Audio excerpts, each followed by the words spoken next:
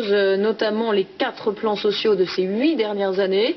Aujourd'hui, un autre acteur historique de la vente par correspondance est en difficulté, La Redoute, qui vient d'annoncer la suppression de 672 emplois, 2 groupes qui paient le prix de l'essor d'Internet, et notamment dans le secteur de l'habillement. Caroline Thébault, Emmanuel Beck, Sylvain Daubat. Une bible du shopping, feuilletée par des générations de Français. Le premier catalogue, c'est à La Redoute qu'on le doit.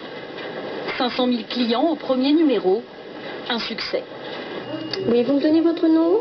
Puis viennent les concurrents, les Trois Suisses et la Camif. Mais 80 ans après la naissance du catalogue, la vente par correspondance est en crise. Son chiffre d'affaires est en baisse, moins 6,6% depuis le début de l'année. Conséquence, La Redoute annonce la suppression de 672 emplois en 4 ans. Quelques jours plus tard, la Camif, avec ses 780 salariés, est placée en liquidation judiciaire.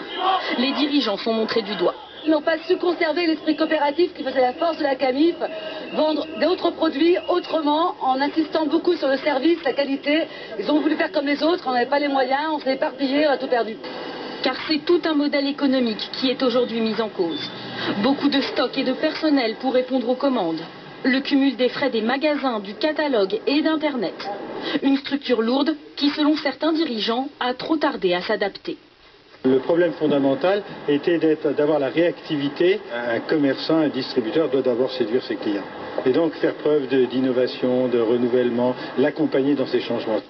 Alors le catalogue est-il voué à disparaître? Non, affirment certains professionnels du secteur.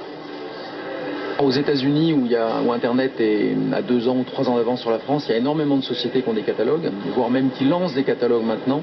Simplement, le gros catalogue qu'on appelle chez nous le Big Book, qui a 400, 500 pages et qui est tous les 6 mois, celui-là, oui, a peut-être à évoluer. La prochaine concurrence viendra des chaînes de magasins spécialisés. En plus des 35 000 sites Internet déjà existants, ces enseignes devraient bientôt vendre aussi leurs produits sur Internet.